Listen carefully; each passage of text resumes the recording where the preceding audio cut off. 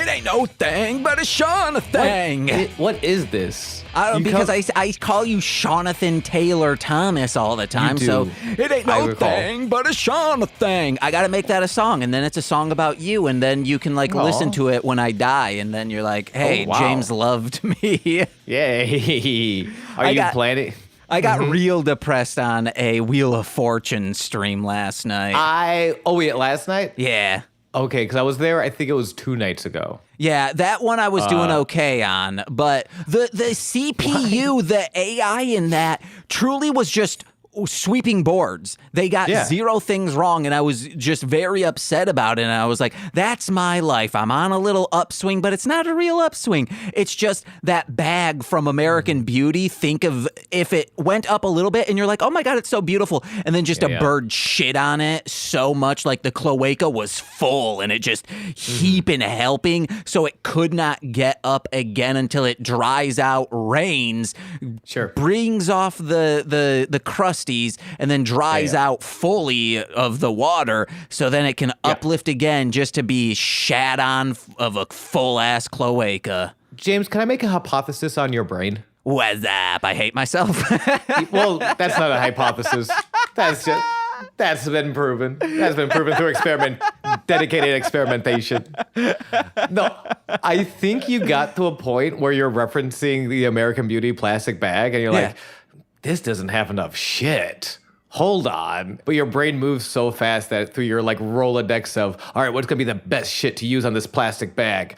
Bird shit. I feel like that's your brain where it's like, I'm going to make something kind of beautiful, but where's all the cum, piss, or shit? Hold on. And God, I wish I had a cloaca so all of that would come out of the same hole, but...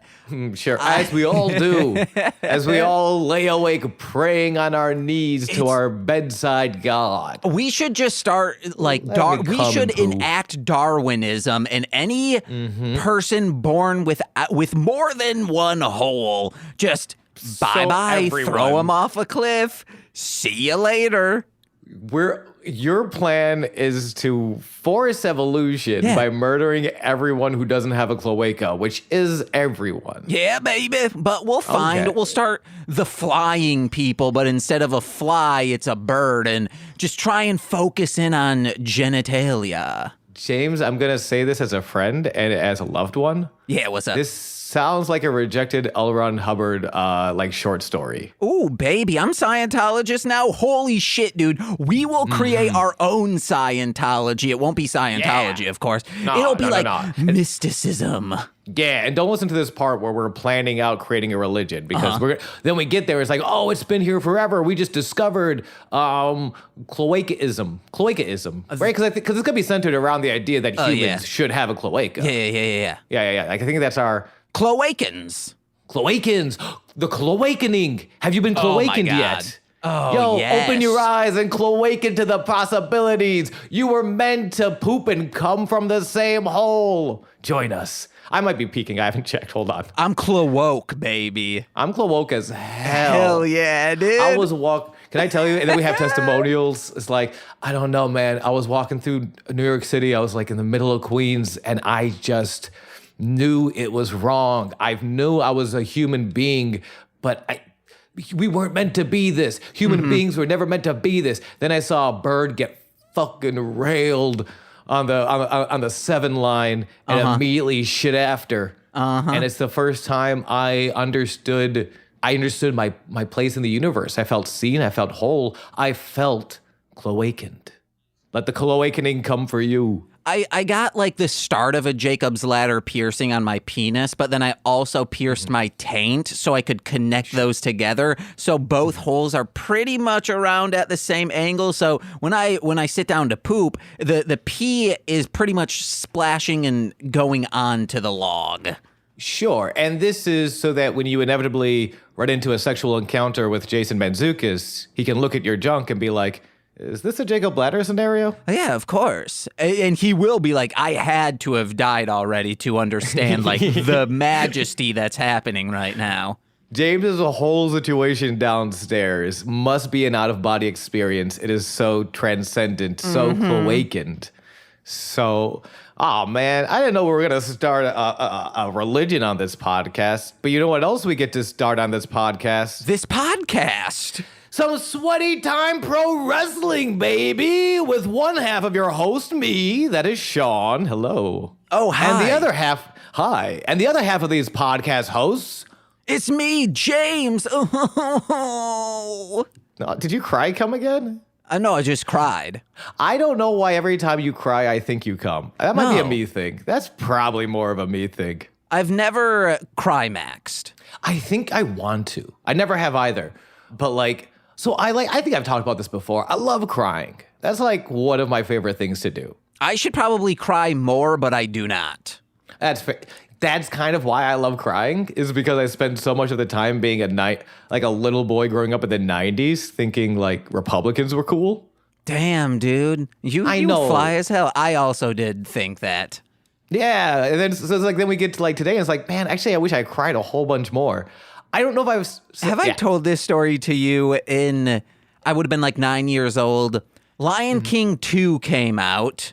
And I was like, that's the Romeo and Juliet Lion King. Yes. And I was like, oh, Dad, I really want, like, it was the morning time. We were getting ready. Again, I'm 8 or 9 years old. And I say to my dad, a commercial just came on. I was like, oh my God, we got to go rent that. I want to see The Lion King 2. And then my dad goes, if you want to see The Lion King 2, it's Bill Clinton's second term. Wait, what does that mean? Because he was like lying, and that's why he got impeached. Yeah. I thought he was calling Bill Clinton a giant cat. No, he was calling him a lion king. King of the liars. You want to see a grown man take a shit in a box of sand? We might as well watch that Bill Clinton second term. Yeah. Hold on, but what? A child does not understand that joke. No. Well, no. I think, how old were you? 8 or 9. 8 or 9. I think I might have. I feel like I would have, because it's a pun. Don't sell yourself short. You were just at the right age to be indoctrinated by the far right. Hold on, let's see when Lion King 2 came out. Lion King. If you were going to be indoctrinated into any extremist political organization, how do you think they would indoctrinate you? Because I'll say for me, it probably would be puns. That's probably how they'd get me. I guess, like, if they gave me a bunch of money and said, come on, man. Oh, yeah. Yeah, bribery. Bribery is still good. Hell yeah, I buy that. I would have been 7 or 6 at the time this came out, because it came out in 98. When exactly, though? I had just turned 7 years old. October 27th, 1998 is when it was released. That makes sense, because I remember that's one of the memories. I feel like there's your earliest memories, and then there's a time where you don't really remember things, but you have like fleeting glimpses. Mm-hmm. And going with my dad and our whole family in the drive-in, like because 98 was still a pretty good year to be a kid going to the drive-in and then playing mini golf before the movie started. And then the movie starts and you're like, I gotta get back to the car. I want to hear what adult Simba says now, because I was so close to him. Okay, well this is already off the rails, because as everyone knows, Lion King 2 was direct to video. No, was it direct to video? Yeah, I swear I thought I saw that in the film. Are my memories lying to me? Maybe you saw a re-release of Lion King. Or maybe they had Timon and Pumbaa up on the screen. They were like, hey, we're showing 5 episodes of Timon and Pumbaa one night only. Because I remember not seeing 1.5 in the theaters at all. That's because that was direct to video as well. Yeah, I knew that was direct to video, but I really thought 2 was my cloaca may not be as cloacaned as I thought it was. I need to I don't know. I need to go to a cloacaning stress test session. Can I suggest something? I think it was Yesterworld put out a video about the Disney Vault. It's on YouTube. Highly suggest it. It's maybe 25, 30 minutes long. So informative and so predatory that the Disney Vault is. It's insane. I'm just happy that you're watching something other than BattleBots. Oh, congratulations! Guess what? I know you're still watching BattleBots. Yeah. No, I am caught up fully on BattleBots. Oh my God! It was. How does it feel? 3, 4, 5, 6, 7. I watched 6 seasons in 1 month, and some of those are. But I'm seeking through. Because some of the episodes are. That G's was like I'm jealous and impressed by the things you've accomplished just now. I just so badly, if any of my friends who live in Chicago, or maybe a Muskegon friend, if you want, or a Detroit friend, if you want to come over for like a day or a weekend and just watch BattleBots, I would love to rewatch the 2021 season with you, because that is one of the best seasons of sport. Well, okay, yeah. I don't know, man. I grew up in Buffalo, so actually, you know what? That's accurate. We've had a lot of not great seasons. Well, the thing that I don't think I've talked about this on the podcast. Have I told you about my recent renaissance into Marvel? And then we're going to talk about wrestling. I promise you, beautiful, beautiful people. We'll talk about wrestling. Technically, soon. We'll be talking about one specific album from underground hip hop, then wrestling. Thank you very much. Have I talked to? Because I don't think I've done it on the podcast. Have I talked to you about Marvel and my our relationship? So I fell off the Marvel Cinematic Universe and kind of all comic book movies right around the time of the first Guardians movie. Okay. It's weird. It's not like I was never into it and then I fell off. No, I was like a huge, as a lot of us were, really, really into comics, really into the Marvel movies. I remember like me and my brothers saw all the Spider-Mans, the original Tobey Maguires. We saw Daredevil, the Ben Affleck version, like 2 or 3 times in theaters. You have told me that. And didn't you also, was it Elektra you also saw a bunch? No, I don't think we ever saw Elektra. Okay. You've talked about your upbringing on the criminally under-listened to 2-part episodes, The Pendulums. Read those comics. They're very good. Yeah. This is my favorite thing ICP has done are those comics. Hell yeah. But like, yeah, but it was like this wild thing that I was like, and I out constantly going to the library to see like what graphic novels, because it was around that time that graphic novels were coming to the library. So that's how I read Frank Miller Daredevil. I was reading the Ultimates and like, Ultimate X-Men, Ultimate Spider-Man. I think I read Planet Hulk. Old Man Logan, definitely. I was reading comics, moral of the story.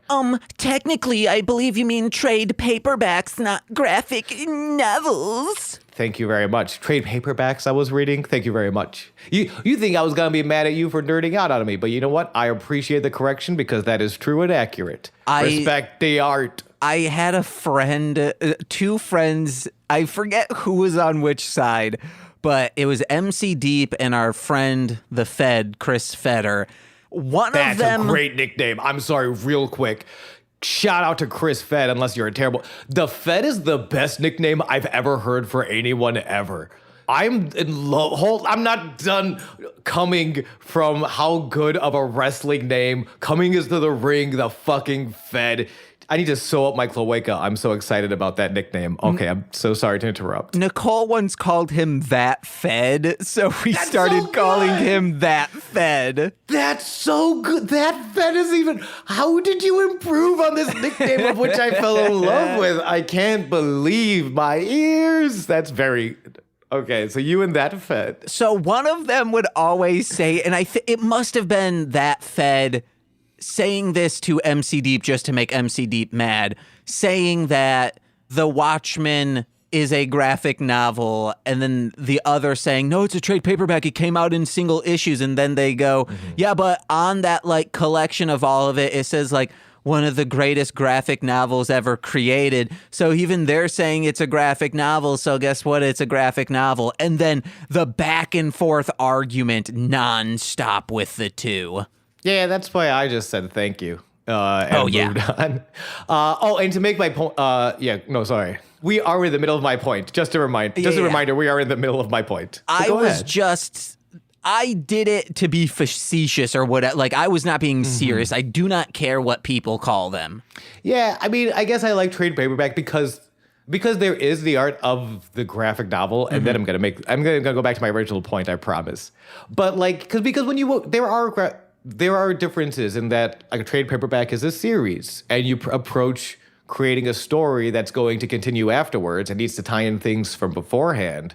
You do approach writing that differently than say here's a one-off graphic novel like Mouse or V for Vendetta, or even in the way Watchmen was released as singles, but really was still isolated to the Watchmen. So even if it was released in singles, it was still written in a way a graphic novel would be, in that it's a longer but isolated story. Yeah, but you can have like a 4-issue. So like The Mask, those are all isolated one stories, like they're mini series each like time, but they're still trade paperbacks when you collect them all in one collection. I guess like, yeah. And then in that sense, I wouldn't, again, I'm not going to get into a fight, even though I respect that Fed as a nickname. I think that approach is it's a lot of breath. But like in those instances, I was like, I could see the argument either way. And at the end of the day, you're right. It really doesn't matter. It's all just stories. But all this to say, I fell off the Marvel Universe, and I always felt kind of bad because it was such a huge part of like my youth and such a huge thing that me and my brother connected on. Yeah. And I was just kind of like browsing through my Disney Plus. I'm like, yeah, I'll check out She-Hulk. Whoa. Yeah. Is it your Disney Plus or someone else's? You don't need to know that answer, and I'll never tell. I'll never tell. If it's yours, I would like the password, and I'll give you a pair. Okay, I'm all right. Sorry. Okay, I told it's not mine. But so I was checking out She-Hulk, and I was like, you know what? I'm digging this. Oh, I forgot. I really dug comics and the Marvel universe, and oh shit, I'm gonna have to catch up with the Marvel Cinematic Universe, aren't I? So I'm going through, I just got to the first Avengers movie. Some of them I'm kind of like skipping through because I've seen them. Yeah. The ones I've never seen, I'm watching all the way through. And I'm excited, but like I couldn't do, so you doing BattleBots, being entirely caught up in the history of BattleBots is very impressive because I'm trying to do something very similar and I'm enjoying it, but struggling. I did have the fortunate opportunity that Nicole's parents came to town, and BattleBots is normally it's not figure it out. Normally it's Double Dare that we'll have on, and it's a good thing for her dad to also watch because it's like basic trivia. But BattleBots is a dad show. So he was down for it. He was getting almost as engaged, AKA pissed off about some of these robots as I was. But then I was able to like message him afterwards of like, hey, remember such and such bot 2 seasons after? They get really fucking good. And he was like, oh, finally. Yeah. I've been a stan for this bot for ages. Which is always a good feeling. There was one called Tantrum that the first 2 seasons it was in just sucked. And then went to the semifinals in their 3rd season. Like, was just, they figured out the gimmick was like, oh, this sucks. They don't have this, like, wheeled in. But once they did, it was almost unstoppable. Dude, I'm like, I brought up briefly, and I'll bring it up again and again and again. It is 90% of my personality. Growing up in Buffalo, specifically during the Buffalo Bills' 18-year playoff drought, and then seeing them, it's a huge feeling of this team or this athlete that I love and I support, and I probably tie more of my personality to the success of this athlete than is healthy by mental health standards.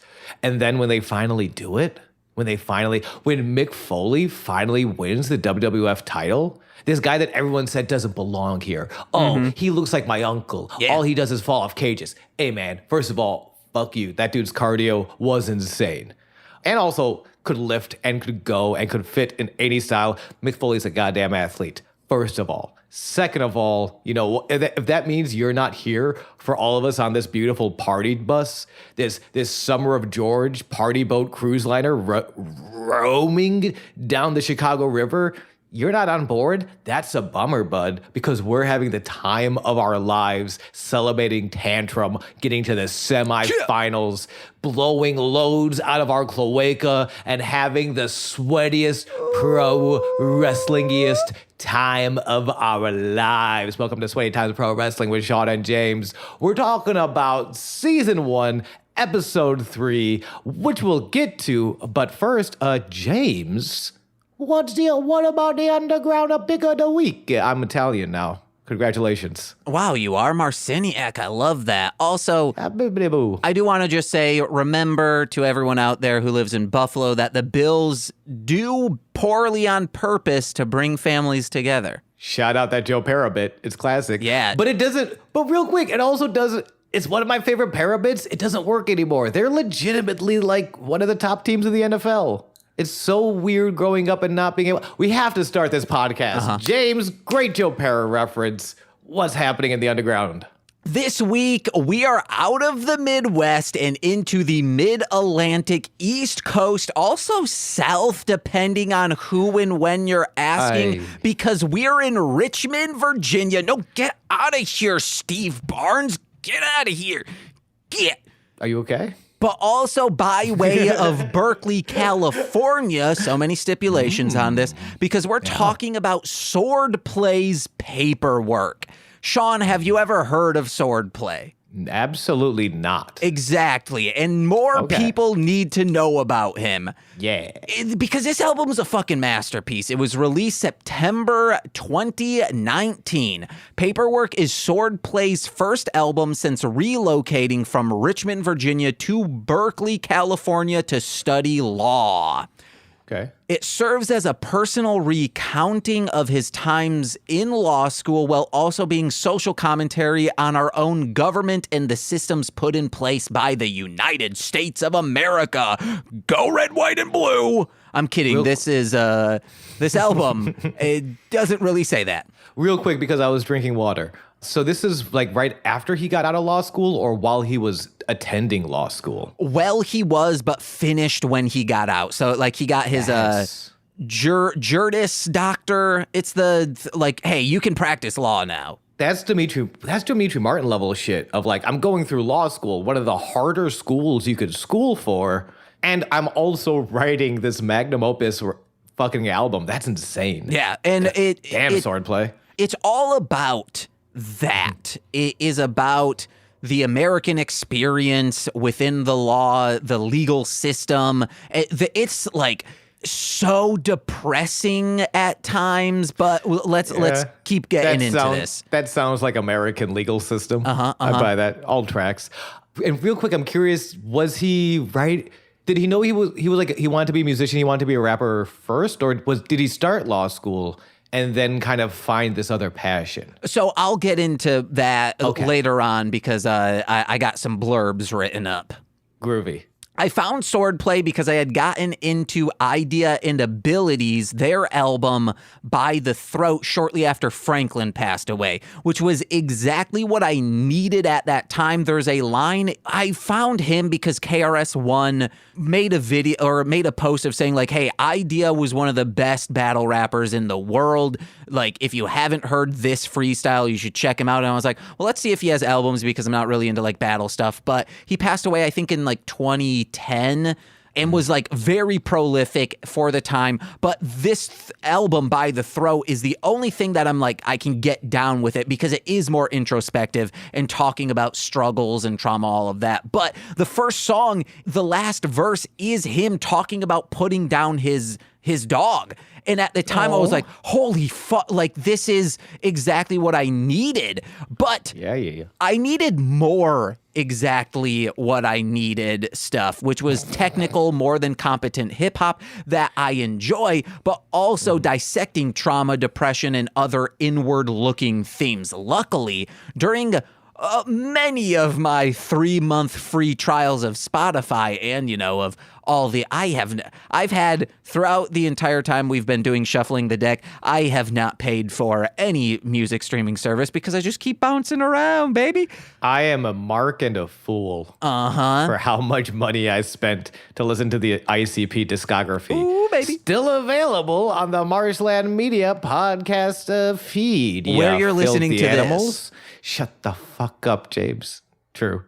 Just scroll down. So because the algorithm is very good on Spotify, it was like, hey, if you like By the Throat, you should check out Swordplay, which I did. That led me to his song Tilt from his debut EP, Tilt. And I fell in love with his, he has a very melodic rapping flow, borderline on singing, that sounds like a less gruff version of the J Hex Project for any horrorcore dudes out there.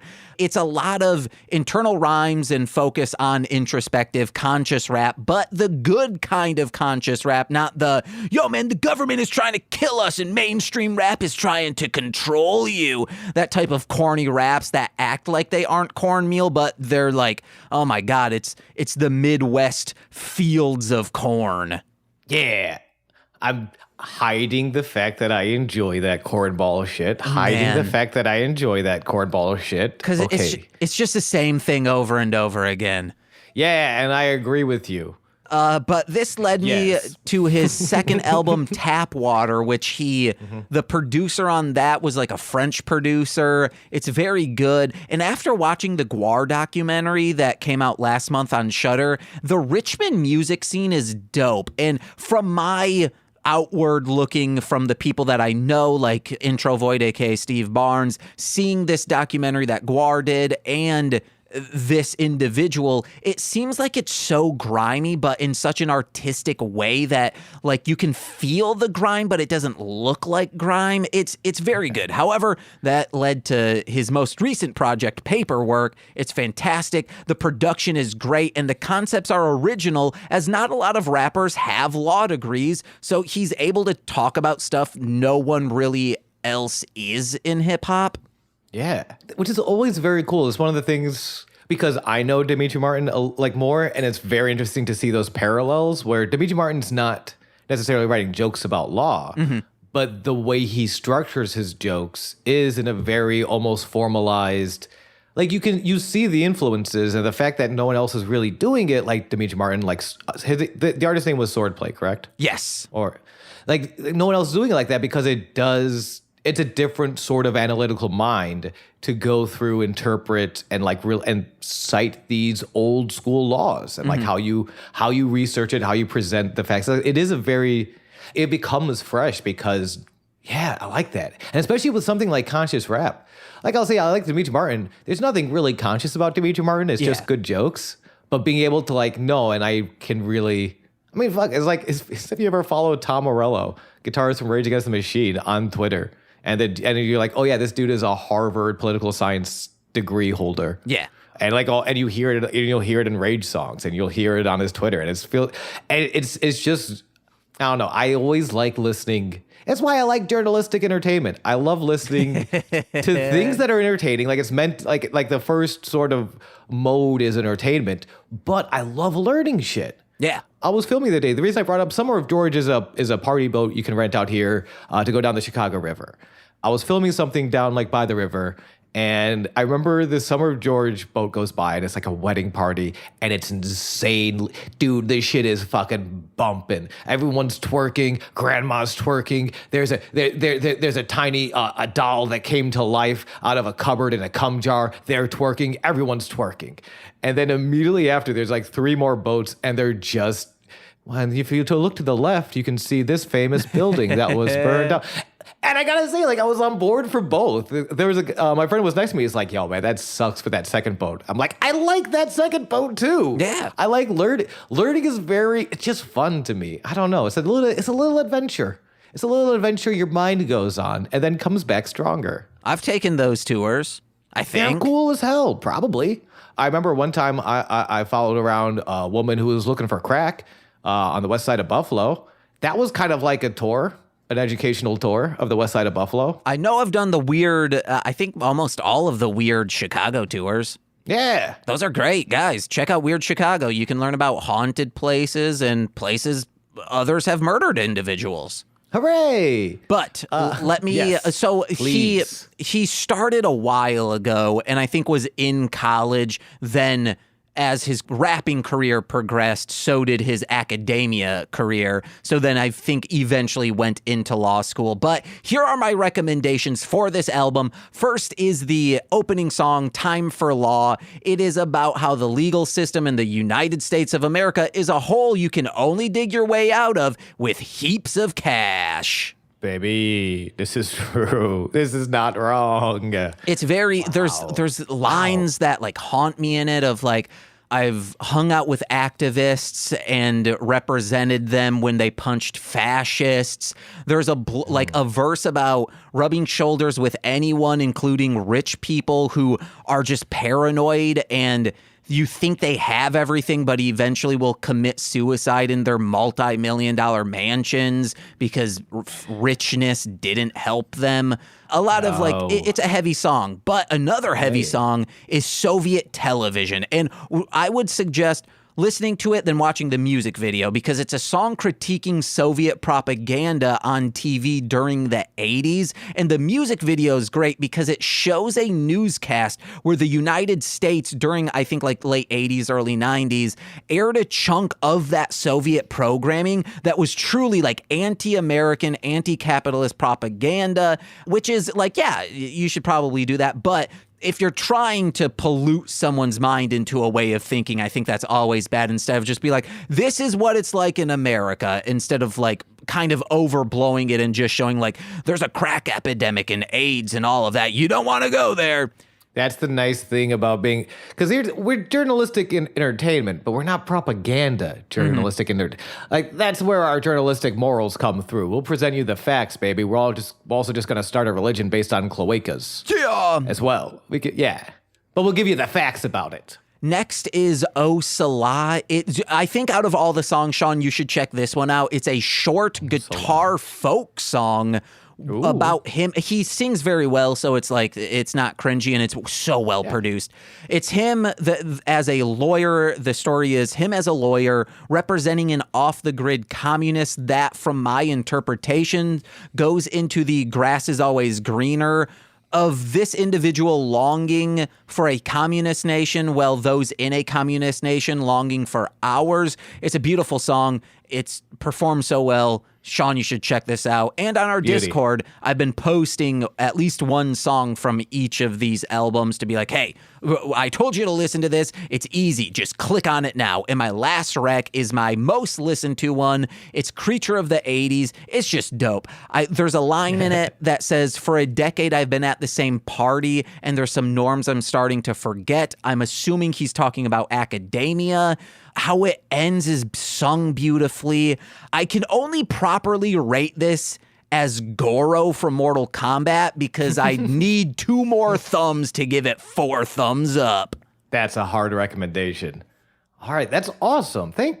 Swordplay. Y'all, that sounds great. I'm excited to check that out. You should. Almost as excited as I am to get back to the temple for season 1, episode 3, Cross the Border. Yeah. All right, before we even started, James, initial thoughts on this episode. This was so fucking good. This is, I'm like, this, I think did I message you saying it sucks that this show doesn't exist anymore?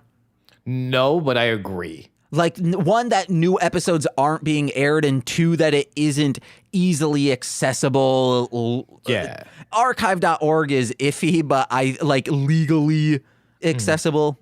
Again, I feel like this is the most, I mean, we're using the word accessible too many times in a row, but that this is, like, visually and storyline and everything, the most accessible wrestling show for a new wrestling fan. It's ironic that the most accessible wrestling show isn't actually very accessible in the literal sense. Yeah. You have to, like, go through archive.org. There's got to be some tips and tricks to get there. But, like, it really, I think, it sets up everyone. Because they're bringing over a lot of AAA talent, they're sort of introducing them for the first time, so they take the time to do that. This is also, and we'll get to it, but spoilers, if you're a wrestling fan and like a little bit, and you're familiar with the names Pentagón Jr. and Rey Fénix, this is their American debut, their American television debut. Ooh. Is this episode. Fuck, man. And, yo, we will talk about that. We got a bunch of other good shit to get to, but we will talk about that. Damn, I fucking love that match. I loved this episode. I loved that match, dude. I love so much. So let's break it down piece by piece.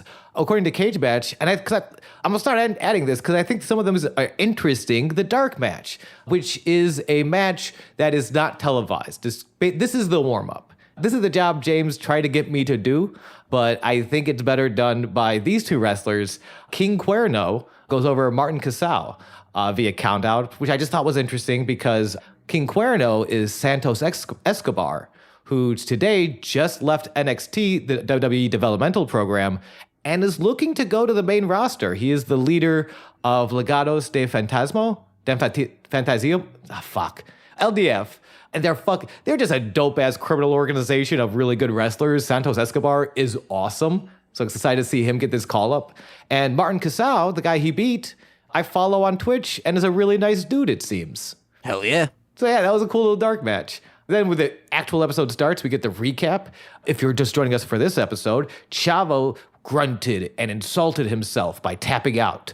So Puerto brings in Mill to kill Demon, and Chavo, he's a piece of trash. He jumps Mill, and Conan warns Puma to stay away from Mundo. That's what they're reminding us as the episode goes underway.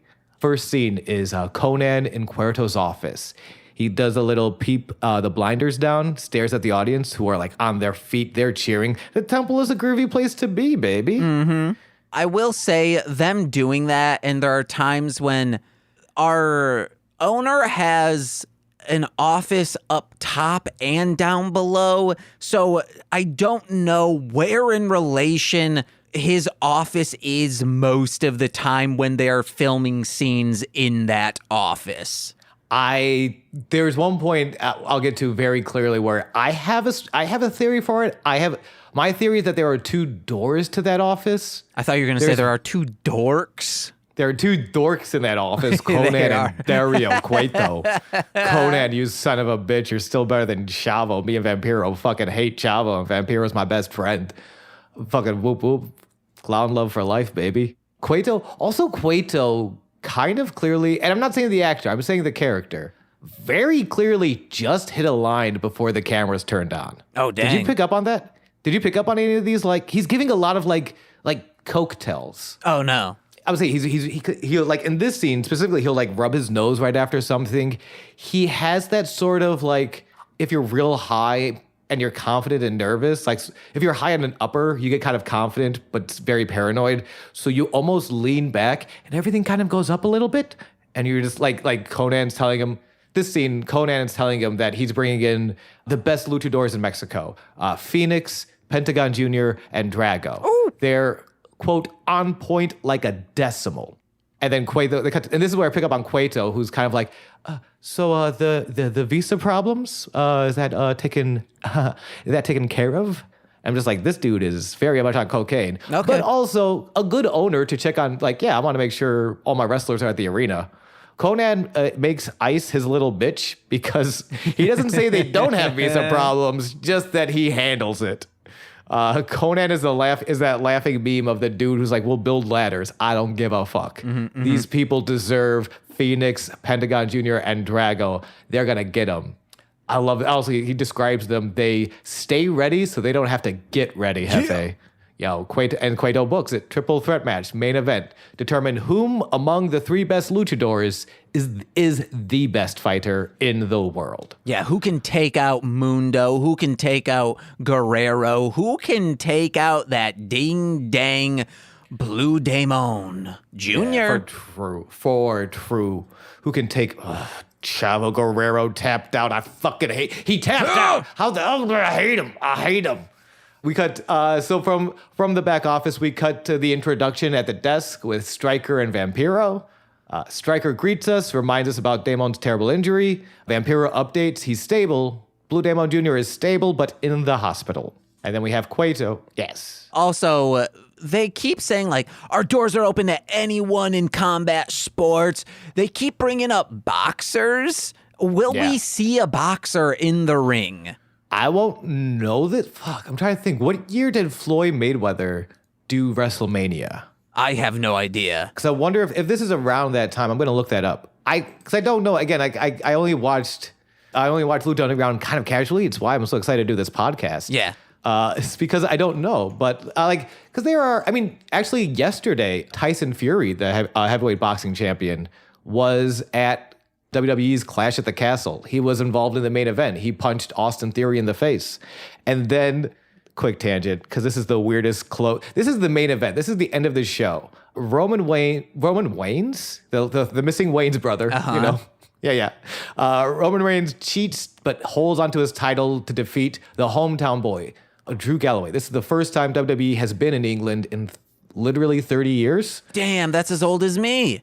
I know, it's been so long. And it's been a whole James since they've been there. It's been a whole James since they've been there. And it's so sad. And it's like this, it was this weird choice because like he's the hometown, this would have been a huge pop. They keep referencing SummerSlam 92, which is when British Bulldog went over to England to win his first Intercontinental title. It was a beautiful thing. But like, it's weird that so he didn't win, but Tyson Fury does jump the barricade after the match to sing American Pie at fucking Drew. This giant man, Drew Galloway, Drew McIntyre just lost his chance at the title. He lost in front of his family, his friends, and everyone. But it's okay because here's giant boxer Tyson Fury to sing Don McLean classic Bye Bye Miss American Pie at him. Wrestling's weird.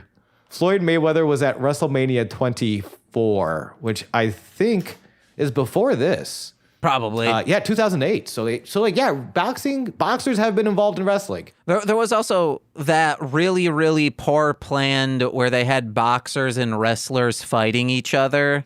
The Brawl for All. Yeah. Which was, initially, it was just wrestlers boxing each other. And then the guy they wanted to win didn't win. Instead, Bart Gunn won, who's a great wrestler, but wasn't their dude. So they put him in a match with Butterbean, who legitimately knocked him the fuck out. And everything about that was real bad. But so there's I don't know. We'll see.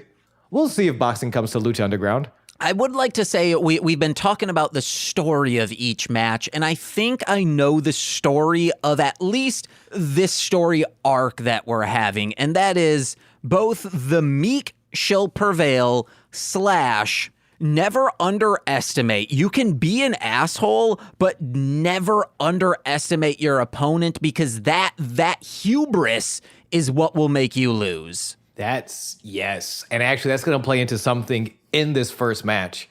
That's a very astute observation, James. If I was near you and had a cookie in my fingers, I would place it delicately into your mouth because you did a very good job. I'm off sweets, though. You are. That's true. A nice granola snack.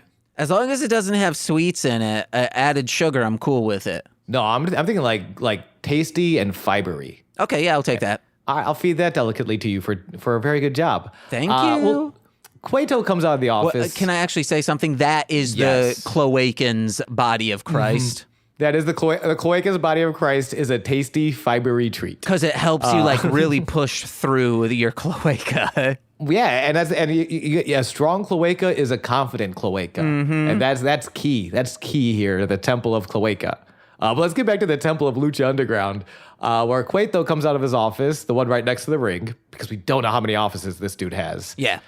And the thing that I was surprised by, he goes into the ring, he takes a microphone. It's just a spotlight, so everything's pretty dark. And there's just a dude with a mask walking around in the dark in the ring. Nobody mentions him. Nobody's like, all of a sudden Cueto comes out. He's been reading Twitter complaints, apparently. He gets this is again where I don't think the actor is, but the character is definitely on. He's got that cocaine paranoia. Like he literally goes, I've been reading what you've been saying. There's not enough lucha. There's not enough lucha. There's not enough lucha. Like in a very unhinged, like there's nothing confident in the way he's addressing these complaints that there's not enough lucha in Lucha Underground. So he brings in a brand new fella. Let Dario Cueto present El Mariachi Loco. That's who the guy walking around in the dark is. Which again, this is clearly a mega star. If this is how they introduce him in the dark while Dario Cueto has the spotlight. Yeah. Cueto discovered, I like the line also, where he's like, I discovered him myself down the street at my favorite Mexican restaurant. They are setting this guy up for absolute stardom, and I love it. Maybe he goes on. Maybe after the match, if he wins, he'll play a nice song for you all. And the crowd starts chanting, "Play a song, play a song."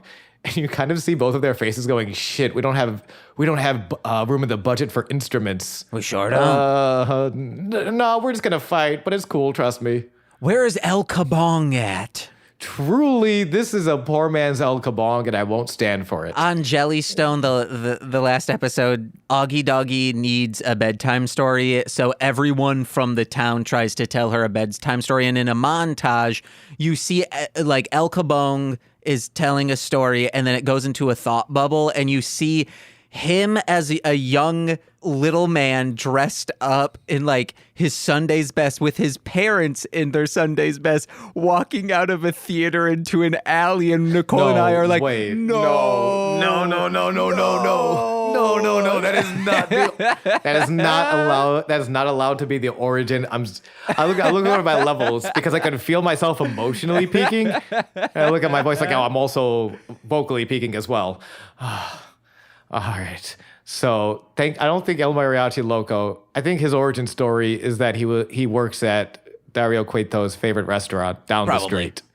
And then he probably killed somebody's parents. That's not the point. The point is he has a match. And this is where we're going to take a quick side trip here. For he is wrestling a fairly well-known and important mask in the history of Lucha Libre, Mascarita Sagrada. Now, before we get into that, I got a little bit of history. If you don't mind me putting up with this a little bit. Yeah, go for it. Because there's a little bit of history here. James, are you familiar at all with the Mini-Estrella division? I mean, as much as someone who doesn't watch wrestling but has watched wrestling knows about it. Great. So we'll walk through it. This is a brief history focusing on Mexican mini wrestling, also known as midget wrestling. And I did look around for a long time to check the political correctness of this term. I think both are interchangeable. I do know promotions like Micro Championship Wrestling and Extreme Midget Wrestling, which are modern day promotions that focus on the mini wrestling, refer to it in all their promotional materials as this. So they're interchangeable. Well, I believe Vampiro gave some terms for it. Because Stryker was like, "What's the PC terms for this?" And Vampiro love this. I love this exchange. Oh, what does he say? Okay, it's in my notes. Stryker's. Well, what's the politically correct term here? Fun, rock and roll, dude. And that's also the PC term of shitting in Chavo's gym bag. Chavo, you piece of trash! I fun swear and to rock God, and roll, guys. I'm gonna have some fun and rock and roll all over your legend-hating ass. How dare you? You tapped out, you coward. So the history of minis and midget wrestling dates back to the origins of professional wrestling. It comes from America. Wrestling is famously an American art form. As professional wrestling, as we understand it, some of it starts over in England, but takes off in the carnies circuit and the vaudeville circuit. Yeah. Mini wrestling, especially in vaudeville. And it has its height, its golden age in America in the 1950s, bleeds into the 1960s, doesn't really come over to Mexico until the 1970s, which is where it takes off. It's huge in the 70s, to only cool off in the 80s due to the scene suffering from a lack of new stars. Mm-hmm. Right? So they really had an absolute draw. People wanted to see this style. They wanted to see the minis wrestle, but they didn't bother building anyone new. So the 80s kind of suffered until 1989, where Antonio Pena would start the Mini-Estrella division while booking for CMLL. Mini-Estrella translating to star, the mini-star division. And this was a division specifically for smaller statured wrestlers. And they were finally building new stars, like the original Mascarita Sagrada, and writing them actual storylines. Like in the 80s, it was kind of becoming an afterthought. Maybe we'll put one on almost like how WCW kind of treated the cruiserweight division sometimes, where sometimes it would just be a great cruiserweight match, or TNA would treat the X division. Here's a great match that has zero storyline built into it. We're not focusing on any people. Pena goes out of his way to build stars, to write them storylines, to create this really successful division, and absolutely takes off. The problem is, and this is CMLL, which is owned by Paco Alonso. And while Antonio Pena is a booker, the head booker, Herrera, takes a very different approach. So in the early 90s, Pena's booking style favored younger and faster fighters. He wanted to make stars. Guys like Conan, actually, the gentleman who is on point like a decimal, Octagon, and Mascara Sagrada, who is Mascarita Sagrada, is based on Mascara Sagrada. Mascara Sagrada translating to Sacred Mask. And not just younger guys, but also faster paced, maybe more lightweight. Kind of when Americans hear the term lucha libre, they expect this high-flying technical style. That's what Pena is pushing. That's Pena. Herrera, however, wanted to maintain this old school with established but older heavyweights. Guys that are a cemented draw, but might be on the downswing of their career. Yeah. Alonso sided with Herrera and started ignoring Pena more and more until in 1992, Pena would leave CMLL and form AAA. Whoa. AAA being the company where literally Lucha Underground is based entirely. Lucha Underground is sort of an unofficial subdivision of AAA. Yeah. All these guys, all the three main event guys, all come from AAA. A lot of the talent you see here tonight come from AAA. Damn, that's like Disney saying, see you later, Katzenberg. And he's like, all right, DreamWorks. Verbatim, exactly. And as Pena leaves, a lot of the talent goes with him, including Mascara, including Conan, and a lot of the Mini-Estrella division, including the top star, the John Cena of the Mini-Estrella division, Mascarita Sagrada. And several others, his top rival, Especrito. They all jumped to AAA, but CMLL maintains their Mini-Estrella division because, again, now it's in this early 90s, it's a success. It's been successfully revitalized to the point that, so now we have it in CMLL, we have it in AAA. There's a couple other promotions in Mexico that are people like this. People like this fast-paced, smaller style. Let's keep pushing it. To in the 90s, comes all the way back around to the WWF, where we see Dink the Clown, who is noted mini wrestler Claude Giroux, and Mascarita Sagrada is in the WWF. He's repackaged as Nova, but that's how much minis had come back in the 90s.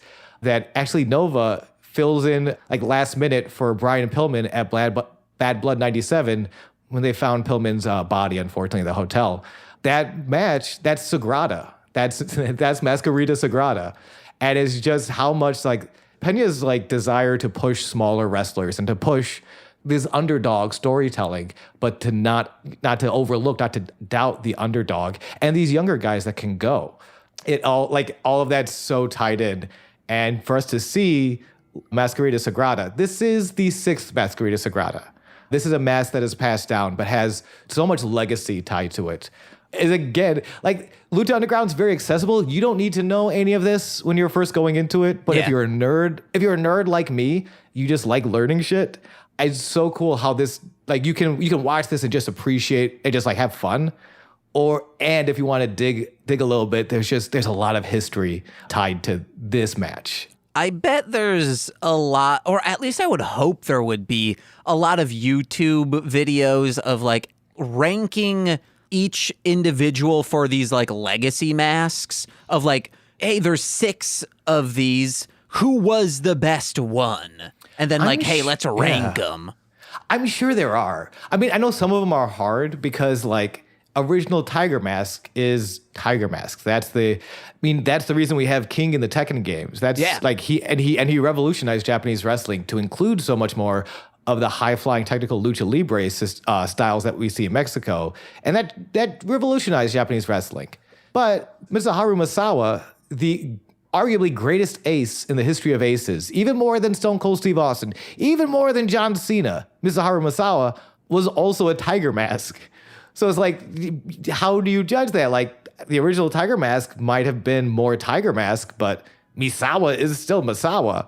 I'm sure there are many think pieces. Maybe we'll do one when we run out of episodes and we're struggling to put a podcast together. But yeah, so the match tonight is El Mariachi Loco, the guy Dario Cueto found at his favorite restaurant down the street. Didn't even travel. I don't think he even hopped in his car. Just walked, found a guy and put him in a mask. Versus the legendary, the historically significant, the immortal Mascarita Sagrada, Mini-Estrella legend. And the match is about to take away. I love it. And Mascarita, by the way, I don't know if did you clock Mascarita's entrance music at all? No. Very triumphant. I couldn't actually pick it, but it was just normally you get these pump up the jams, Limp Bizkit, yeah. And then Mascarita comes out to the beginning of a Pixar movie. It's so like it whelms and it's triumphant, and I feel like I just won the Olympics, and I looked at the crowd and my dad was there and he was crying a single tear, and I'm like, I haven't seen you in 3 years. You went out for milk and you never came back. And he said, I'm back now, boy. It felt like that. It was very good music. That would be like I watched this movie called Death Screams, and it was a movie that did not know what it wanted to be. It was a horror movie, but in the middle it was a rom-com, and the music is like fanfare orchestra, rock and roll, hillbilly, and like horror synth. It just, there was no continuity with anything. Yeah, but parts of that sound very interesting, but then like mashed together, it sounds like the KFC, I go fuck yourself, Patton Oswalt joke bowl. Oh no, but horror synth sounds like fucking awesome. Before we get into this, James, initial thoughts on El Mariachi Loco versus Masquerita Sagrada. I loved every single match in this episode. They all had great spots. There was one of those things where one of them's a very good wrestler. Masquerita, you can see he's on the ground. Actually, this happened in multiple matches. Is on the ground after being slammed and is supposed to be like knocked unconscious. But the camera pans up to the other dude climbing the ropes, but you can see Masquerita kind of shimmy closer to that corner. So he'll be like the spot will actually land. Which I appreciate. Some of the nobody's perfect in wrestling, and I'd rather have you take the time to break the illusion a little bit to make sure it's safe. Yeah. As opposed to like, no, I'm on TV, brother. I gotta make it look good, brother.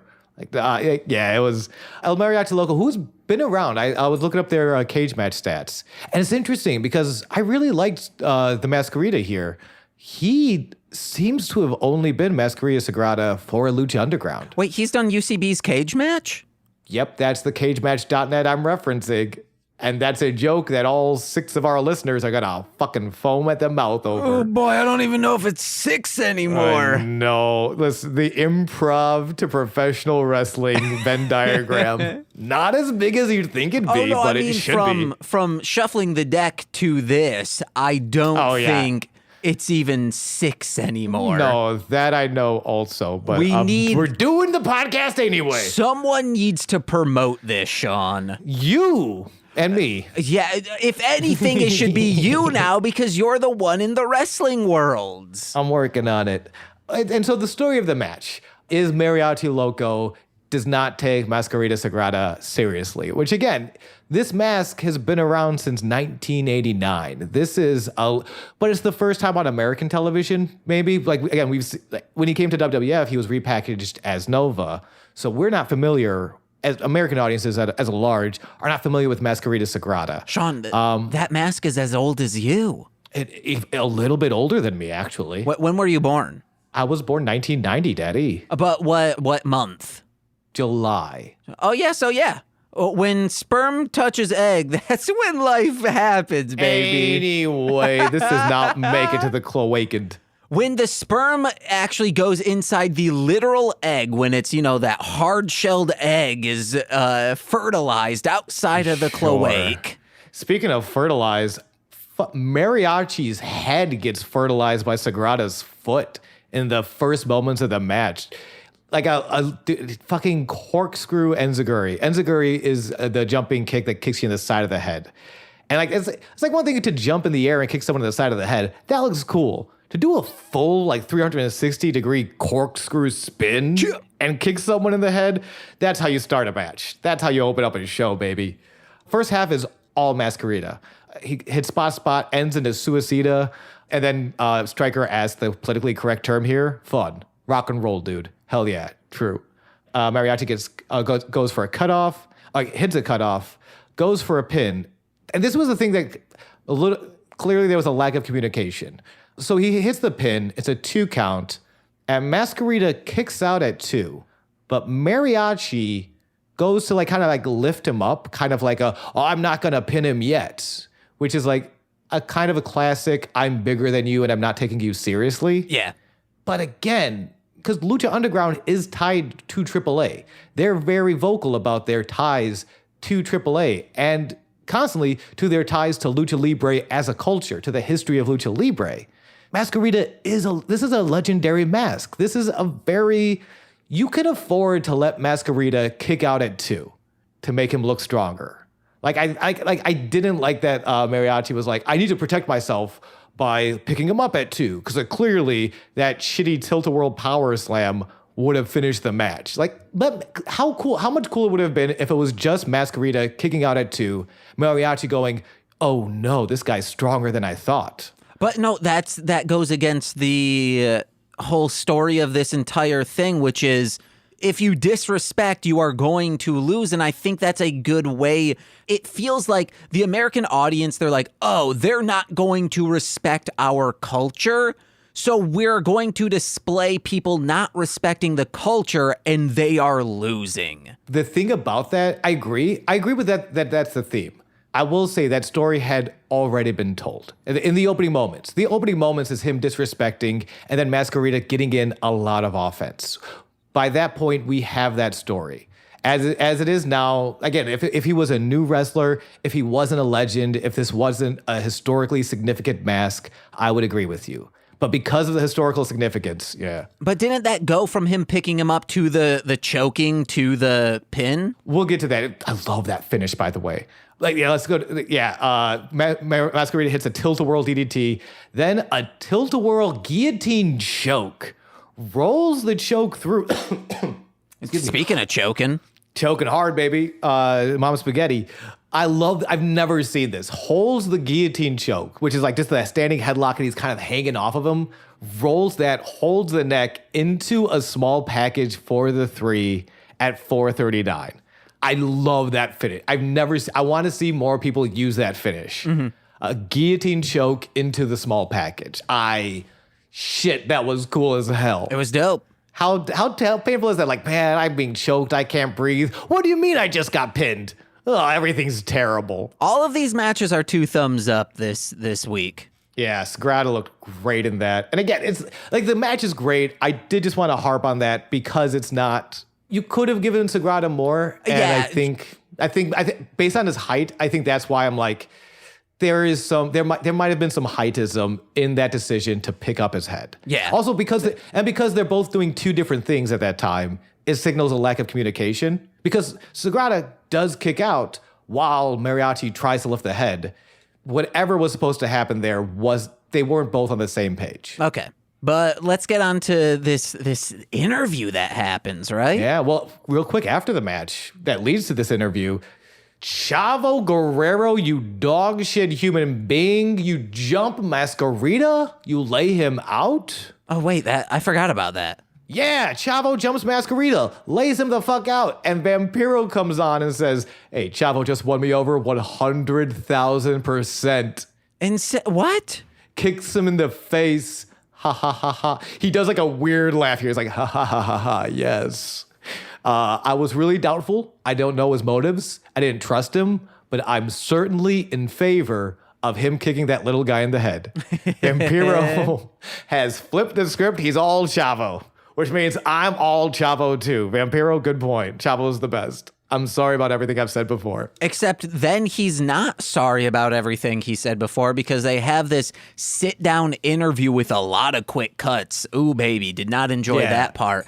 But yeah, they tried to get a little too fancy with this sit-down with Vampiro and Chavo. And it starts out with saying like, hey, man, you're part of this legacy family, this, that, but you've been riding on the coattails of greatness, but you've never, like, in wherever you go, you don't really, like, stamp your foot down. And Chavo pretty much says is like, I'm done being a jobber, being your jobber in all of these things. I'm done being the person you get to beat up on, and I'm done putting my clothes in Ziploc bags before it goes into my gym bag. That's true, because I shit in your bag every day, Chavo. I fucking hate you, you dumb son of a bitch. You tapped out.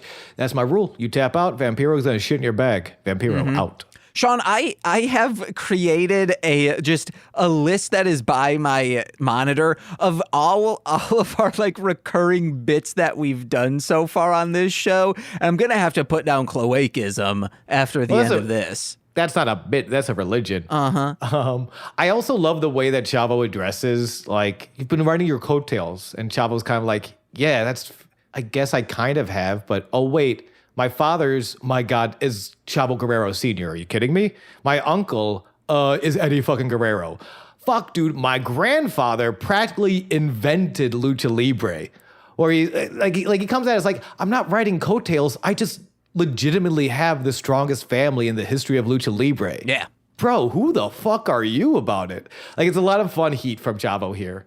He's like, sorry, I didn't co-star in Vampiro Night Warrior. Yeah, no, I really wanted to do on that set. I had a lot of shit to take, and no one had a bag I could shit in, Chavo. I missed you there. I wish you could have co-starred with me. Mm-hmm. For the exclusive purpose of me shitting in your shitty fucking bag, you tap-out jobber, son of a bitch. How fucking dare you tap out the Blue Demon Jr. Man, and Norman Smiley on set, he recently got into a new religion where they were just housing him fiber shits. Norman Smiley, join the Cloakening, you beautiful, beautiful, technical catch-as-catch-can wrestler. God, I love Norman Smiley. And he just had to hold it in the entire time. Black magic for life. Yeah, and then Vampiro kind of pivots to Blue Demon Jr. Why would you do that? Chavo, in a very ironic, I like it as a villain because it's very ignorant. He immediately accuses Damon of riding his father's coattails. Yeah. After like justifying me riding my family's coattails. Mm-hmm. Yeah, but Blue Demon does it like a bitch. So he sucks and I'm going to kill him. He's literally riding his image. That's what he's saying is like, hey, I might be, the name might be attached to me, but he made the conscious decision to don the same mask as his father. Which is like a thing of great honor in Lucha Libre. Oh, yeah, then. To receive a mask, that's from someone as huge as, like, that's huge. That's such a literal passing of the torch. But again, he's disrespecting the Chavo Guerrero's going down in one of these episodes so hard because he is disrespecting the culture, and that, I believe, is the story they are telling. Absolutely. Chavo, you terrible son of a bitch. I would shit in your bag if you weren't cool with Vampiro, but Vampiro says you're cool, so that's all right. Come, I'll save a glass of Faygo for you at the next gathering, Chavo. There was a Hatchet Man behind Vampiro. Yeah. Did you see that? I didn't see that. Fuck yeah, let's go. To the point where I was like, is that Shaggy Too Dope Sans face paint? But I, like, when it was a little more non-pixelated, I was like, no, that doesn't seem like Shaggy Too Dope minus face paint. That's just a dude down with the fucking clown. We can cut to the next segment, if you're good. Yeah. Conan runs into Chavo in the halls, and this is where this gets very, like, kind of clearly set up. Chavo's going one way, Conan's going the other way, lights are flickering, it's very creepy in the temple. Conan kind of hits him with the, we go back a long time, Chavo, we're like family. However, and then he tips Chavo off to the La Familia, someone I don't know anything about. We have not met La Familia. As far as we know, no one in Lucha Underground is associated with the La Familia organization. But Conan, the legend, is scared of them. And he's scared of them on behalf of Chavo. They know what Chavo did to Blue Demon Jr. They are going to find out what Chavo did to Masquerita Sagrada. And they are not gonna be cool with that. So Conan's advice, Chavo needs to disappear. Because they are coming in jars. Hell yeah, dude. Then Conan walks off, lights flicker. Mil Muertes is there. Oh, he my stares God. at Chavo. And then he walks away.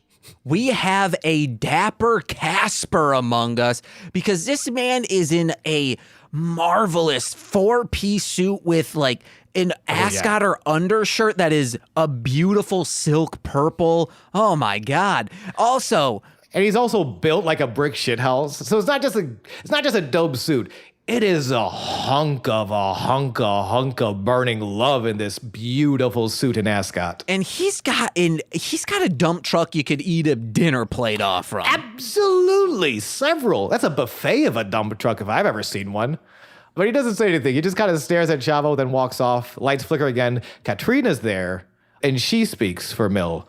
She tells Chavo, you took something that doesn't belong to you.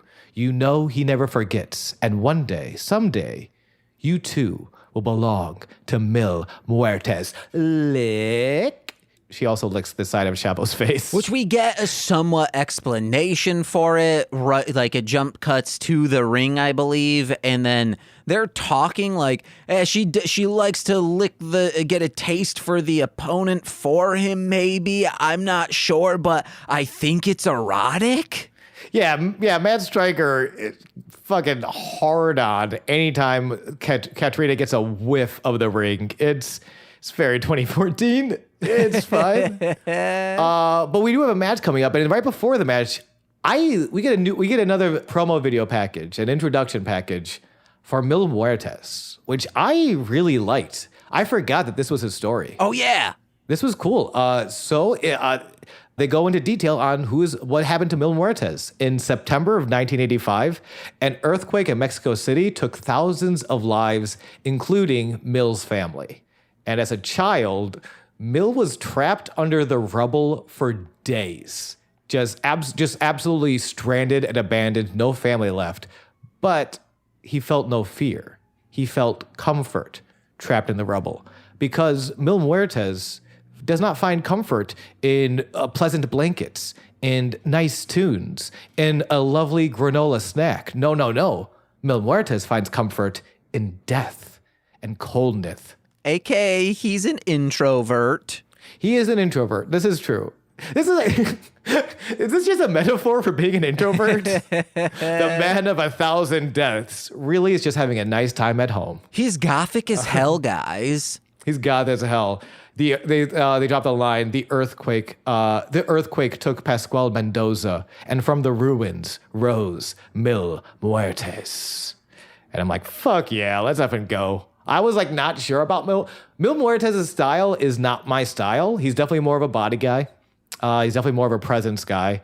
But like, yo, with the stories like this, when this is the background, is that he's not, and it's that perfect mix of like, there's something supernatural about him, but there's also like a very real, he's a child who lost his family. Yeah. It's like it El hits Kabong style. El Kabong style. Like it hits both so well for me. I'm like really, again, I'm not even like, it's not my style, but I'm into this character. Wait, maybe that's what the brick is for, because he was like picking up like some sort of stone. Brick? Oh, is the stone, maybe the stone is the brick? I don't want to spoil it. I think that stone in the hanky turns into something else. But I'm not sure. He picked up some stone when he got out of the rubble, and then it like showed him as an older person with that same stone. Oh, then okay, I guess that's what it is. Okay, cool. And that's the stone that was in the hanky. It must have been. Yeah, that he was going to use on Damon last week. Yeah. And death is a debt we must all pay unless you know how to manipulate the bankruptcy system.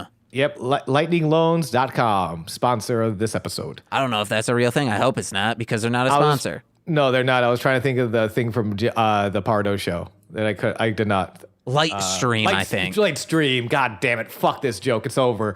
Ricky Mandel versus Mil Muertes. Ricky Mandel looks excited to be here, and that makes me even sadder for him.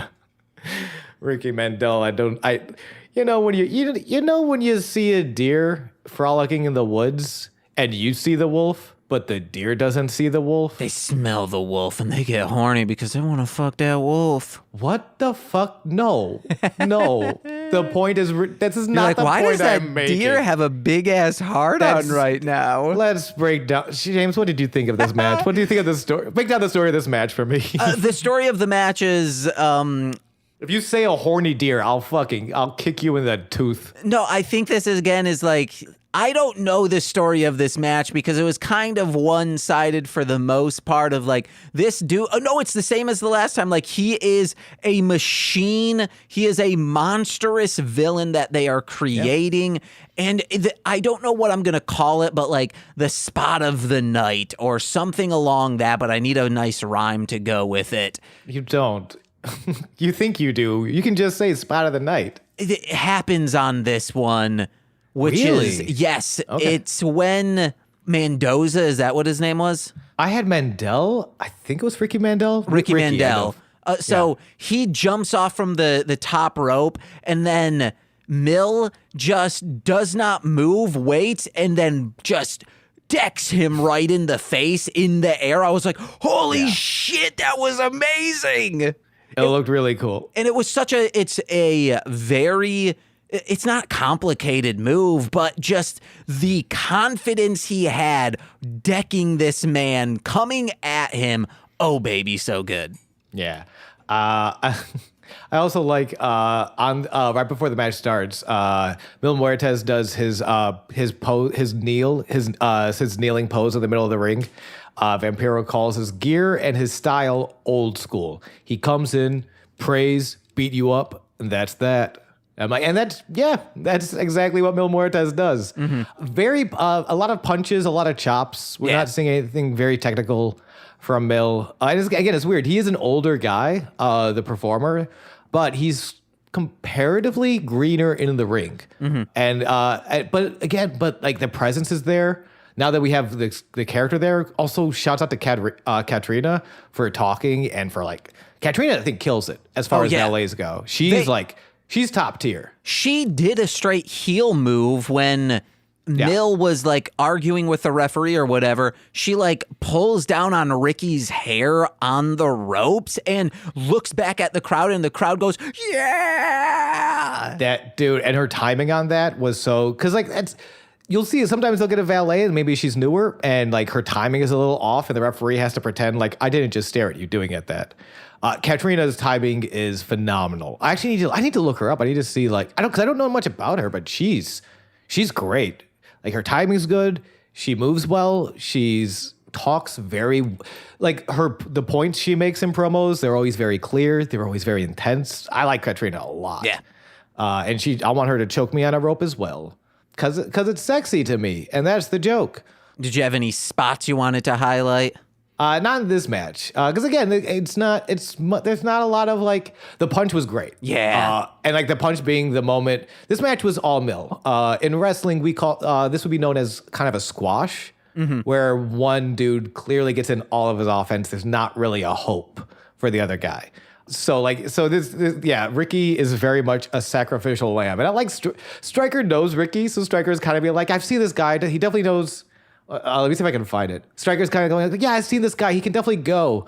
Like, and Ricky's faster. He's more agile. And Vampiro's response is just, yeah, well. Then Bill punches the shit out of him. Like that's the thing. If you're a fan of like old school Undertaker, that's kind of where. Because it's weird, Mark Calloway's, like especially like in the late 80s, early 90s, could do a lot of cool flipping shit for a big guy. He was always a big guy, but he could do a lot. Then he came to WWF, it was like, you're the Undertaker now. And they just kind of like, okay, so punches, kicks, and staring imposingly. And magic. And magic, but that's exactly it. The less you do, the more the magic kind of speaks for itself. And that's what Mil's got going for him. Yeah. And it's very cool. It's not my scene, but definitely very cool. Mil hits the flatliner, secures the 3 in 2 minutes, 39 seconds. And then after the match, Katrina licks Ricky. Stryker comes in his pants, very audibly. And then Katrina and Mil make out over the body of Ricky Mandel. He says, where's Chavo's bag? I need to wipe this down. Yo, you want to fucking come in Chavo's bag now? That's okay with me. Fuck. Again, I like Chavo now. Please don't come in Chavo's bag, Matt Stryker. I am Vampiro. I love Chavo. I'm not going to come in his bag. I already came. I just need something to dry myself off with. Well, that seems respectful. And the Lucha way. As long as no one's shit in it already. As long as nobody shat in that cum, you can do whatever you want with it. Castro and Cisco are standing guard outside of Cueto's office. And this is where we talked about before, like where exactly is his office? That's why I think there's 2 doors. I think there's one door that leads to the arena, and then one door that leads to the backstage hallway. So then that has to be, is that the lower or the upper office? I guess it would have to be lower. All right. So I'm assuming a lot of it happens underground, but I don't know. All right. But they're standing out guard. Cisco's like, yeah, man, we hit him with a chair. That was fucking sick, dude. And Johnny Mundo walks up. Oh my God, guys. We need Johnny Mundo on this show so I can ask him, Where did you get those abs? Johnny Mundo is the greatest architect of all time because he invented the aqueducture system with those cum gutters. Ooh. He's carrying around. Then Sean can say, how can I move those abs to my smooth-ass brain? Wait, what? That's a joke you said on the first episode, and it's written on here as one of the recurring bits because it's come up in all the episodes so far. Oh, my smooth ass brain did not hold on to that information. Anyway, Mundo's here. He wants to see Cueto, and Cisco and Castro's like, nah, dude, absolutely not. Maybe with a password. God. Dude, it's so 1980s action movie. Yes, because Mundo, he says, I got your password right here. It's this shit. And a great fight. Honestly, like, again, one of the cool things about Lucha Underground and Johnny Mundo, Johnny Nitro, John Morrison, a good-looking on-camera fight scene. One that goes on for a minute. But like, I liked, as far as fight scenes go, I really liked this fight scene. Dude's kicking off walls, dude's blocking punches. Like it's a narrow hallway, so that's also like one of the things that gives him the advantage in a fight of 2-on-1. But a great look, like that.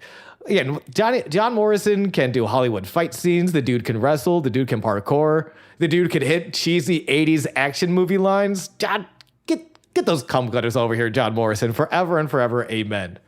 And the fight scene ends with him just beating I think he backhands Castro, and Castro's fucking limp, shitty body falls onto the door and it opens, and Cueto's like, It's awesome. It's so, that's, how do I open this door with your man's fucking shitty dead body? Give me what I want. Cueto immediately sort of just like cowered. And again, like playing into this character's on cocaine. Very scared, very like, oh, I'm sorry. What do you want? Oh, I love you. Oh, I'll give you the rematch. Mundo, and I love it. And Mundo plays it cool. Just like, nah, man, we're cool. The past is the past. We're good. You want violence? I'll give you violence. Give me Big Rick next week, and I'll give you all the violence you've ever needed. And Cueto pulls a Matt Stryker, comes in his pants. It's like, oh yeah, absolutely. Next week, you and Big Rick. And Mundo's like, cool, great, see ya. Goes to leave, turns one shoulder. I've said it before, I'll say it again. If you know how to turn around cool, you're killing it. Gives a great turnaround over the shoulder. After I'm done with Big Rick, you're next. Nervous Cueto gives a wipe of the mouth, and we cut again to Cueto's office. Yeah, I think there was weird. a commercial break. Yeah, there might have been a commercial break in here. And it's Big Rick. Big Rick's being handed one stack of cash, demands a second stack of cash. I don't fight for free. And it's like, you have a stack of fucking cash. It's all 100 bills. Yeah. Also, what is your contract? Yeah. You don't fight for free, but I feel like you get... Didn't you get paid? What contract did you sign? I have no idea. But Cueto pays. He wants Johnny Mundo in the hospital. And Big Rick is the big man to do it. He's an ambulance who's going to do it. Absolutely. We get our fourth Prince Puma package in 3 weeks. I think I'm counting this as the fourth. How do you feel? Because that's a lot. In 3 weeks to have 4 Prince Puma packages. I like Prince Puma. I just want more of him. You know what? Same here. I was like, when I saw it was going to be a fourth, I'm like, oh no, they're gonna. And then like, you know what? No, I'm still good. Because it's like visually cool. He's awesome. I like him. He moves awesome. He has Conan too, and I like seeing Conan on TV. I don't really like him. That's fair. Well, what do you mean? He's the only friend Prince Puma has. If it wasn't for Conan, he would have no friends. No, he's manipulating that boy. Oh no, that sweet prince. Well, I hope that doesn't come to light in a couple of weeks. It's L.A., Los Angeles, 6:12 in the morning. Prince Puma rides his motorcycle into a trading warehouse. Conan's on the voiceover. He has fought all his life, actually all his lives. This mask has been passed down the generations. It has not. This mask was invented for this show. This mask, Prince Puma was never a wrestler in 80.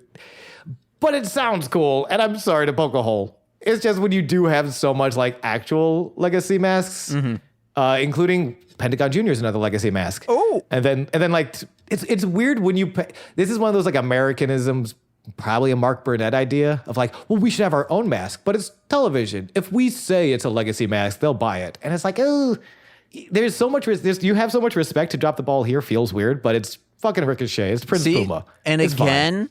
If you disrespect the culture, it'll come back at you in the form of a lawsuit that the wrestlers gave to the producers. Which we will get to.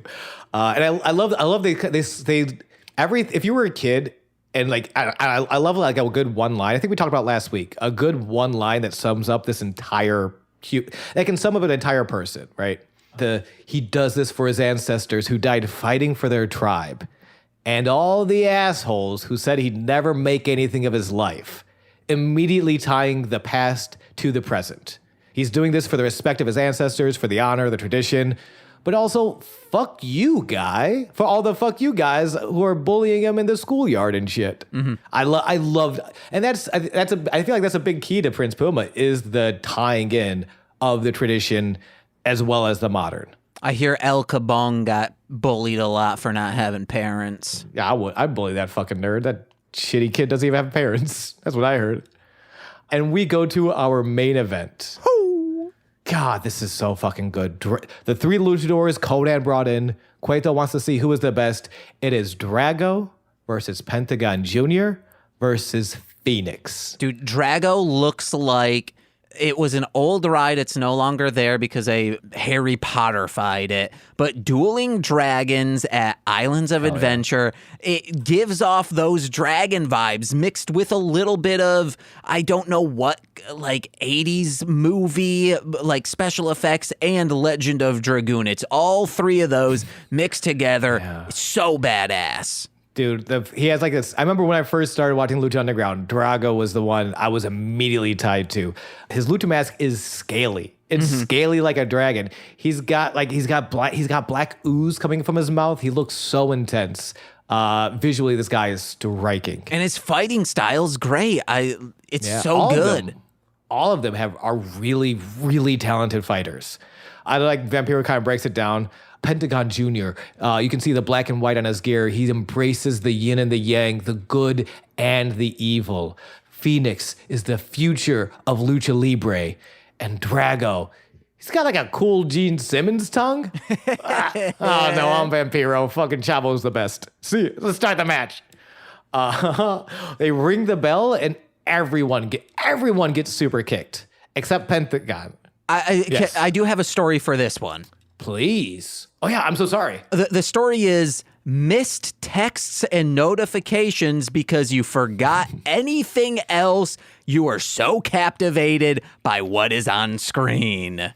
It's so funny. There is like some of the internet wrestling community and Jim Cornette gets like real like, all this flippy shit. There's no story, there's no time, and there's pacing. And like, it's true, especially the Americans, you can do spot for spot, but you can also, if you're not, like, this is what happens when you kind of only watch one style of wrestling or one area of wrestling. Like, Memphis had great wrestling, but if you're not familiar with what's going on in Lucha Libre in Mexico, like, there is absolutely a story here, but the story starts at 100 miles an hour. Yeah. That's part of it. And it looks fucking great. The first thing that happens, everyone tries to kick everyone's face off. And Pentagón Jr. is the only one who's still standing. So he follows up with a goddamn suicida, and it looks beautiful. Can I say something real quick? Please. Jim Cornette ain't no JC to us, the Cloacans. No. Get the fuck out of here, dude. Jesus Cloaca is the only JC I acknowledge. And JC Chavez. I think actually, like, for the Lucha stuff, we should say Jesus Cloaca. Jesus Cloaca is my man. This match is insane. This match has so many beautiful spots. And it's the story of...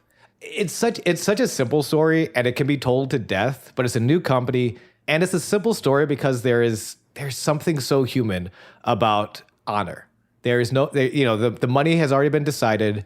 This company doesn't even have belts yet, but they brought us all in saying that we're the best three luchadors in AAA. They're all working AAA before this, as they're brought in. I think Fénix had just come back from Japan.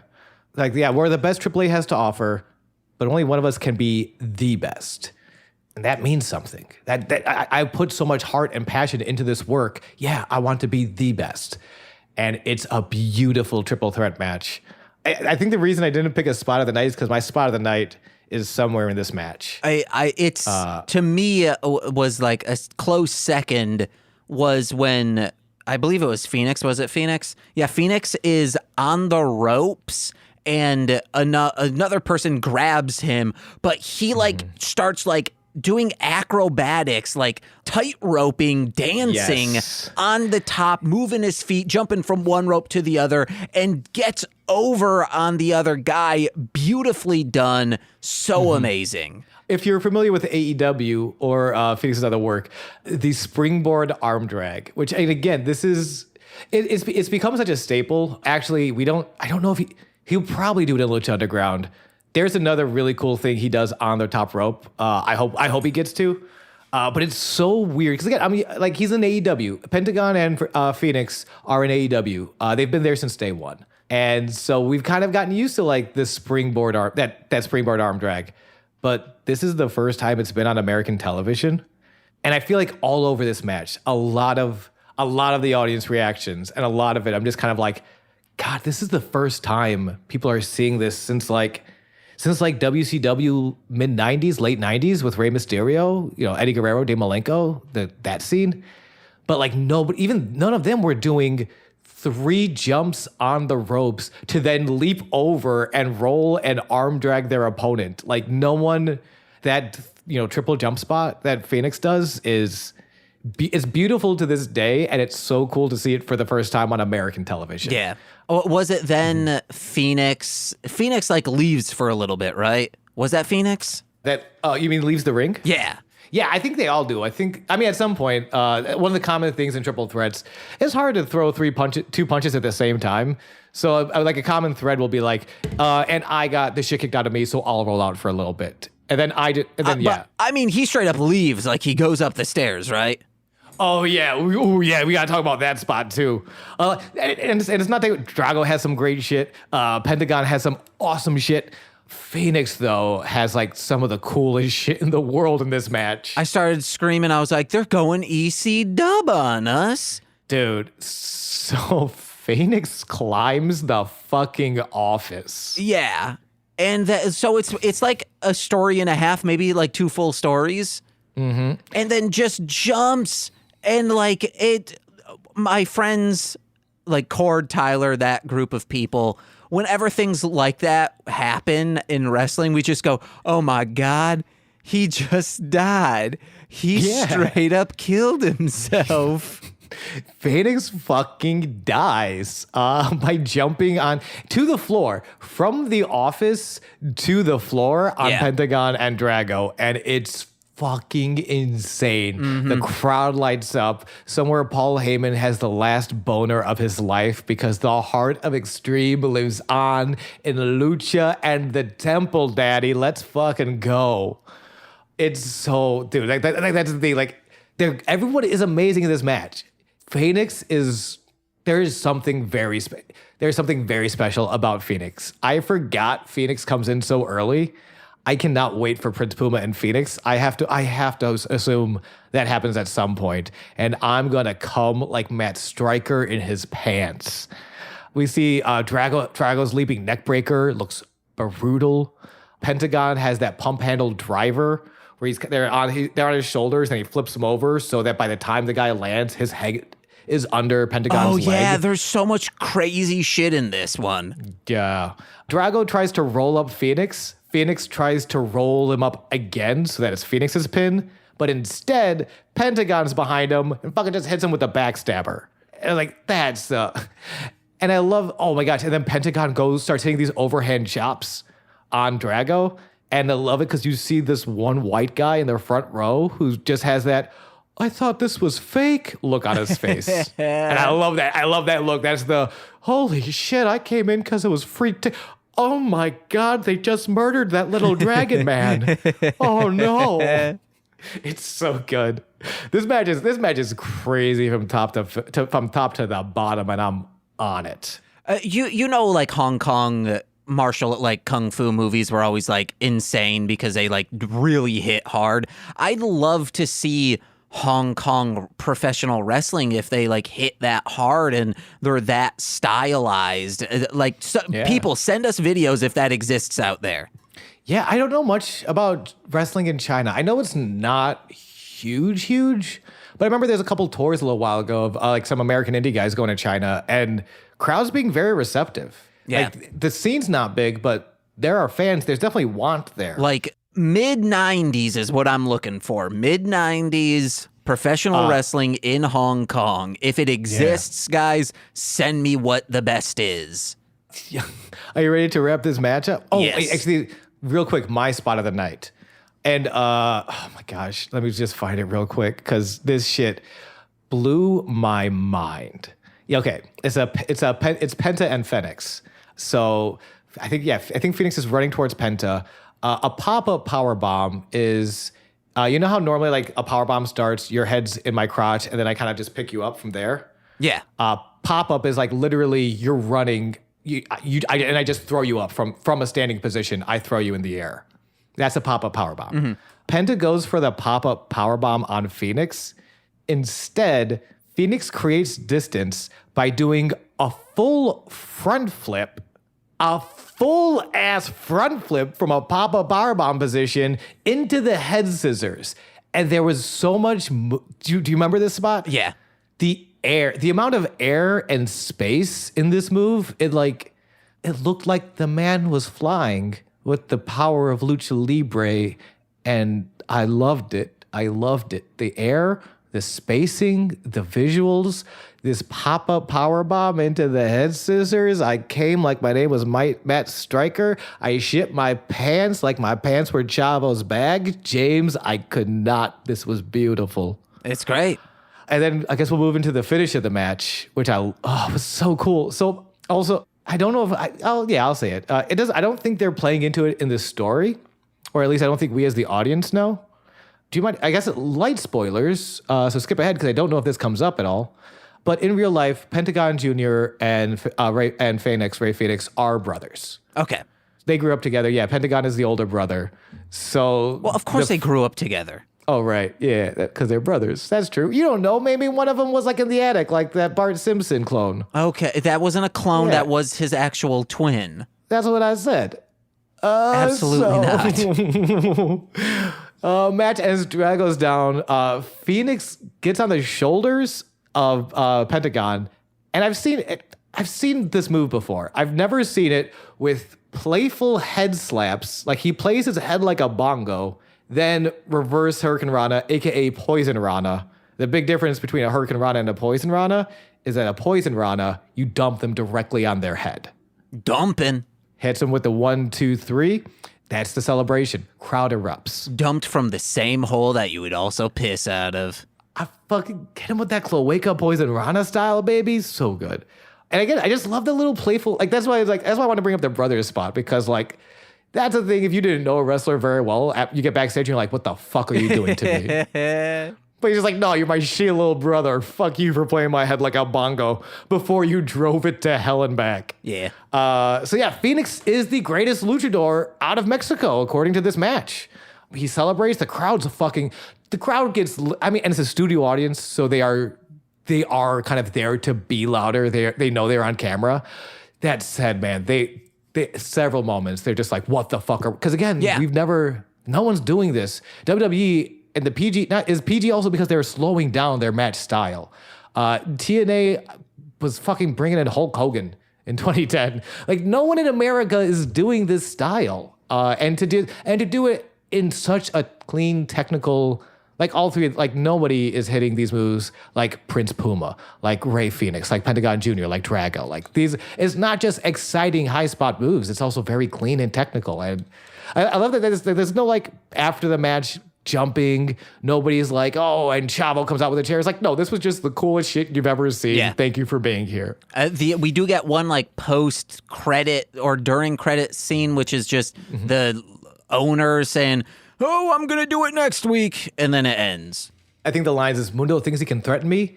I will not be threatened by anyone, not even you. And then we see a shadow, and we hear some heavy breathing. So he's talking to someone that I'm assuming is not Mil Muertes, because we've seen Mil Muertes. They just would have shown Mil Muertes. Yeah. But we did get heavy breathing in his shadow, so somebody new is coming. Ooh. Which is cool because, and I love them, we've had 4 Prince Puma promos. You can't put an introductory Prince Puma promo on every show. But this was great. By the way, that match was 7 minutes, 47 seconds, which doesn't feel, they get so much in and it flies by and it's awesome. Yeah. This was great. Definitely recommend this episode. Definitely recommend seeking out that 3-way, that triple threat. And just to hear Americans for the first time going, oh shit, Lucha Libre got real good since the 90s. Yeah. Oh, whoa. Hold on. I was sitting here watching The Boogeyman, and I love The Boogeyman. But I was sitting here watching The Boogeyman when fucking this existed. Oh no. The time I've missed. Ooh. So good. So good. But Sean, that's the end of the show, so what you got to plug? Yo, you know me. I'm first of all, Cloacanism. Get yourself Cloakened. Join the Cloakening. We'll figure out the details later. Second of all, Norman Smiley. He's still great. Third of all, twitch.tv/GooseVK. See me do shit on Twitch, baby. Kisses.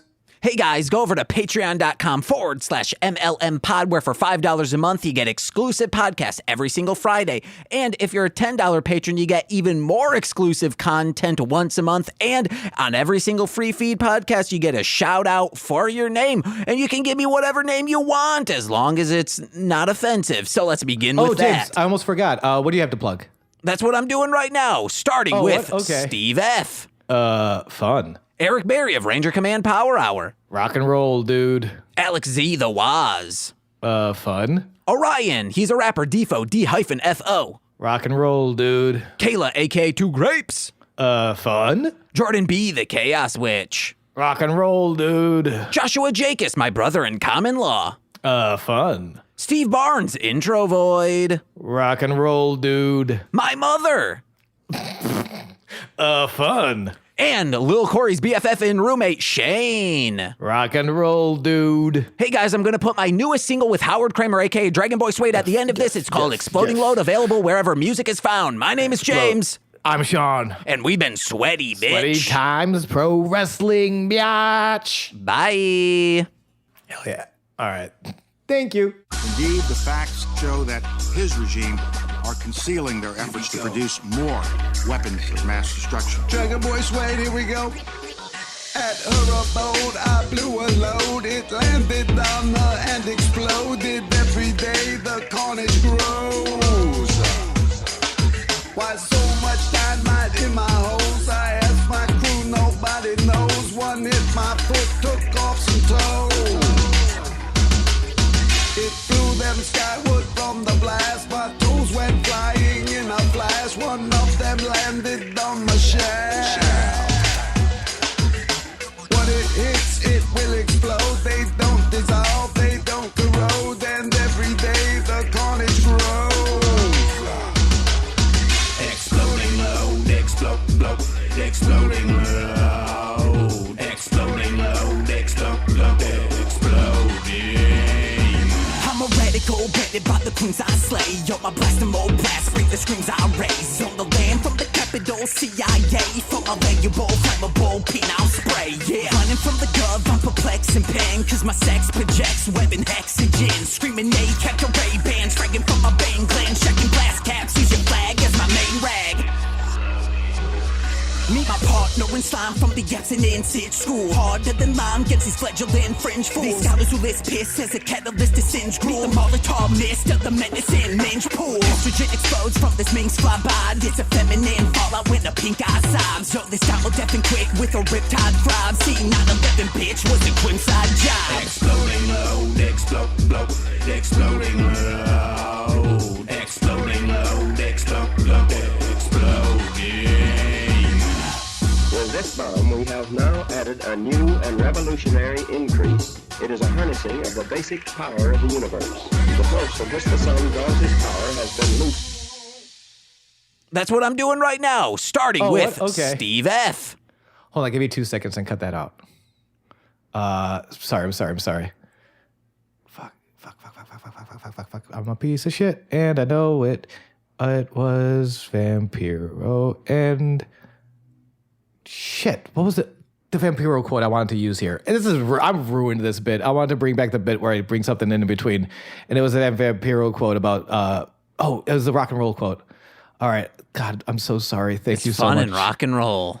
It's fun and rock and roll. I could have just asked you that. Yeah. Okay. Thank you. You may continue.